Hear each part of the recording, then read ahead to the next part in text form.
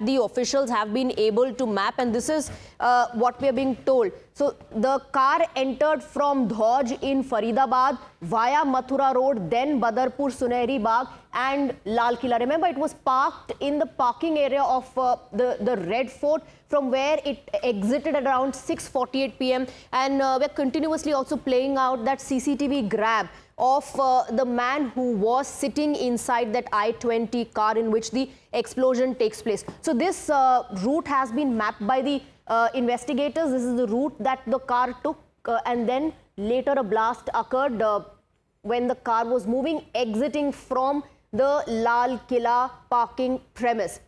The CCTV that have been placed along this entire route, we're given to understand, are being monitored. Officials, over 200 of them, are going through the CCTV footage of this entire route that has now been mapped by the officers. Now, we're getting more information as far as sources are concerned. We're given to understand security agencies are probing involvement of Jaish-e-Mohammed in the terror attack.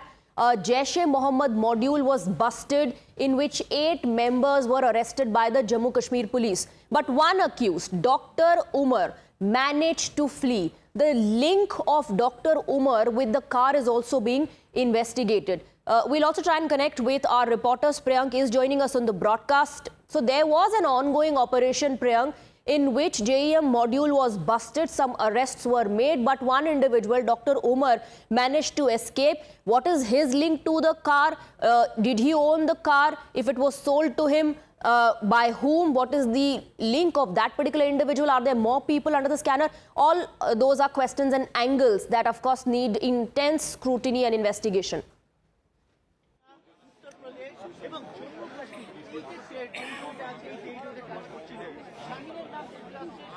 Priyank, can you hear me? Swati? Yes, please go ahead, Priyank, if you can hear me. Yes, Swati, certainly. These are the basic factors on which the agencies are working right now. Because so far they have been trying to piece together evidence which was there on the location, like the process which is still going on. The route of the vehicle is certainly something which will be part of the investigation.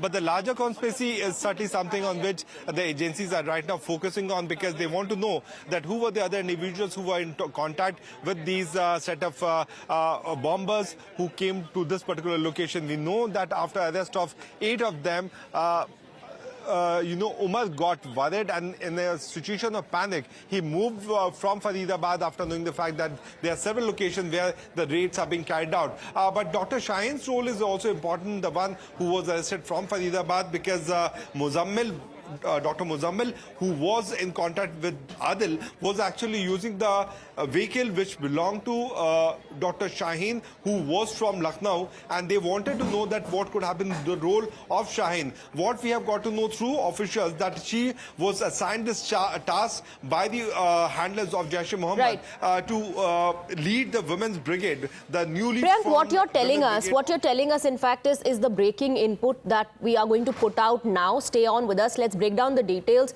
of the breaking input coming in. The lens is on a woman doctor. We're given to understand that Shaheen's Jaish link has now emerged. Cops and agencies have quizzed Dr. Shaheen. Shaheen helped Jaish-e-Mohammed smuggle explosives. Those, of course, are the reports that are coming to fore, and that perhaps Shaheen played a pivotal role in this. Bhavtosh is also with us on the broadcast. Bhavtosh, lens on the woman doctor. Okay, before I go across to Bhavtosh, I'm given to understand we have Kiran Bedi joining us on the broadcast. A lot of breaking inputs coming in, multiple links that are coming to fore, ma'am, that obviously demand scrutiny and intense investigation. Lots of links, and because all agencies concerned, specialists are working together, I think we'll have faster outcomes and credible outcomes. Is this a reason for radicalization, or is it an accident? I think the investigations and forensics will reveal this. And of course, the ownership of the car and the occupants of the car. So I think we have more questions rather than the answers at the moment. Absolutely. And like I said, there are multiple angles that have come to fore. We're also given to understand that a woman doctor was involved in all of this. We do know that an ongoing operation was underway in which a Jaish-e-Mohammed module was busted, but one man managed to flee. Dr. Umar, DNA tests are now going to be done to ensure if he was the same person driving the car. Exactly. So we will know if there is a dead body there of this person. I think that's important. That's why I'm saying it is all medical, legal, forensics, and of course also the cameras. I think we have enough. There would be any number of leads to narrow it down. But the good news is that all agencies have come together and not doing a relay. And because all agencies are coming with their own expertise, this is a good step the government took, where they brought all agencies at the right time and immediately onto the seat of crime or the site of crime. But, in such an investigation, do you believe that the agencies would put out any confirmation for the public, or would it take more time, since it looks like there are many more people involved and perhaps their role and their link to the blast eventually would come out? No, I don't think so. They will have to keep this under wraps till they narrow it down. It is important to keep it under wraps till they narrow it down. But now it's not a competitive investigation. It's a very collaborative, comprehensive investigation. All right. Thank you very much, Kiran Bedi, for speaking with us. That was former top cop Kiran Bedi putting light on the process that is going to be followed and the fact that multiple agencies are now involved in this investigation. Let's go back to Bhavtosh. Bhavtosh, we were talking about the role of Dr. Shaheen that has come to fore. As per reports, Dr. Shaheen has a Jaish link and perhaps played a pivotal role. Yes, Swati, in fact, she was the 8th individual who was arrested just hours after that the blast took place. Shaheen's name came up after Dr. Muzammil was arrested by the joint team of J&K police, counterintelligence and also the Haryana police. She was the one whose car was used to ferry the AK-47 and also the explosives. Now, whether that car was used to ferry the explosives to Faridabad or to only ferry the explosives from Jammu and Kashmir to other parts, that is still not clear, but she was also someone who was in direct touch with other accused as far as this case is concerned. But she was in fact very closely speaking to other accused in this case, particularly with the doctors. She was also a woman doctor who knew all of them. She knew Adil, she knew Muzammil, and she was in constant touch with them. In fact, of all the doctors who have been arrested, Shaheen was someone who was constantly speaking to others on social media, encrypted social media platform. She was aware of the fact that Jaish-e-Mohammed was planning to carry out a big strike in the capital. She was aware that explosives have been hidden in a very far place from the capital, in a far desolate place, and also was aware of the fact that Dr. Muzammil has rented 2 places. Whether she knew that Dr. Omer will eventually blow himself or it would eventually carry out Fidain attack, that is still not clear. But her car was used to ferry at least 1 AK-47 assault rifle. She was eventually arrested yesterday, or at least her arrest was shown at around 2 p.m. by J&K police. Presently, she is under the custody of J&K police being questioned in Srinagar. Absolutely. So one thing is clear that Dr. Shaheen definitely was providing support to the module. Dr. Muzammil, who was arrested, Bhavtosh, were given to understand, took her name during the interrogation, and that's when even she came under the ambit of the probe. Yes, it was Dr. Muzammil, when he was called in for questioning, that he named Dr. Shaheen, and he said that Shaheen also knew about this entire planning. It all started way back in October when security agencies saw a silhouette of a person who was around 5 feet 11 inches, pasting posters which were in support of Jaish-e-Mohammed, and some posters were of a threatening nature, where individuals were being threatened. Then security agencies started tracking movements of individuals who were putting out these posters. That's how Dr. Adil was arrested. Adil was then in fact questioned. Raids and searches were carried out in Srinagar hospital, government medical college hospital. Then AK-47 assault rifles were found, and then Muzammil was arrested, who in fact was attending a wedding in Saharanpur. That's how the chain was built up, and then raids and searches yesterday was carried out. We in fact saw the visuals of the place that where explosives were hidden, and it could be possible. Okay, Bhavtosh, I'm interrupting you. Sorry, I'm interrupting you there for just a bit. We have more details coming in on the broadcast, and this is about the role that Dr. Shaheen played. Now, this is big. We're given to understand that Shaheen was tasked to lead the Jaish-e-Mohammed woman wing, and the task was assigned to her by Masood Azhar's sister. Let me go across to Priyank on this particular angle. Priyank, you were also talking about this, that Shaheen was given the task to lead Jaish-e-Mohammed woman wing, and this is what we're given to understand, that her work was to expand Jaish-e-Mohammed's network and to lead the radicalization drive through social media.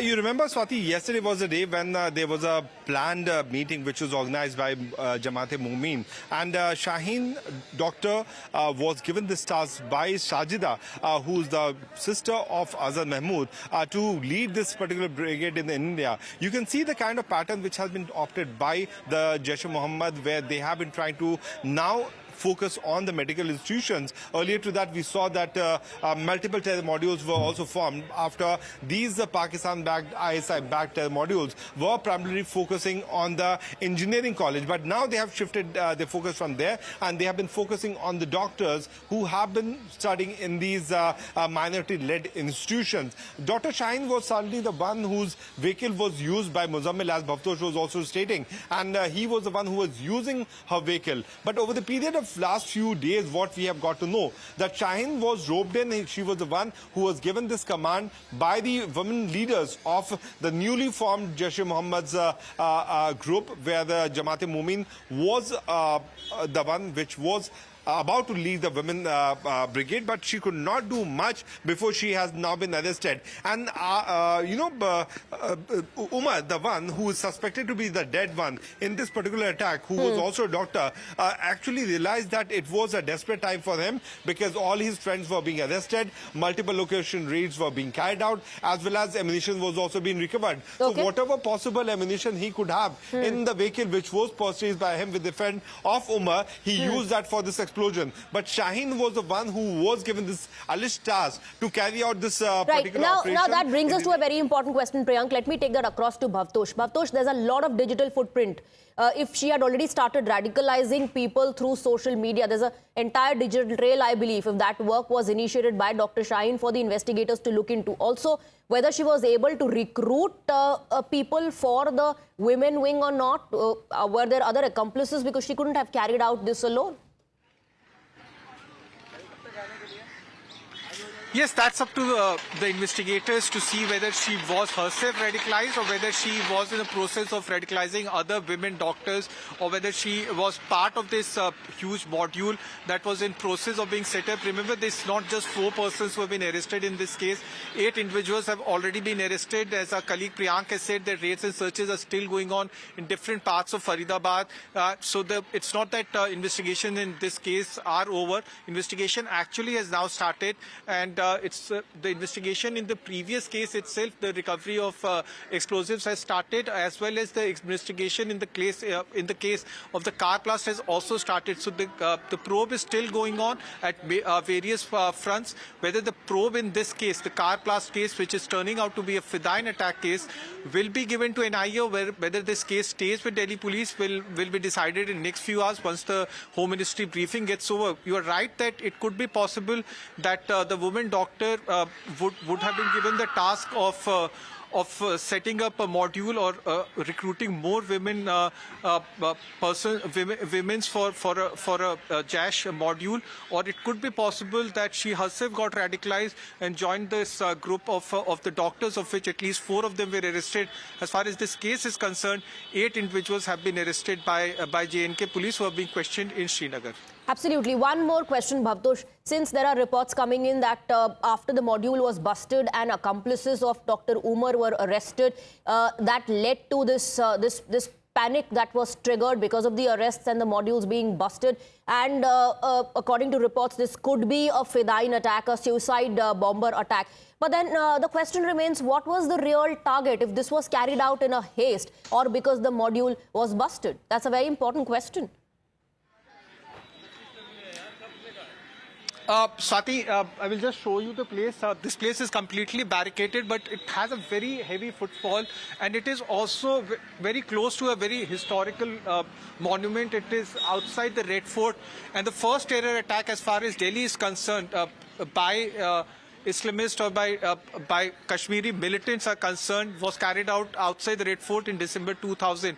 It could be possible that once Dr. Omar realized that his identity has completely been blown out, so what is the better way to in fact carry out a Fidayeen attack to come here outside Red Fort and blue yourself or at least carry out a Fidayeen attack? But there are multiple speculations and possibilities at the moment. Bhavtosh and Priyank, please stay on with us.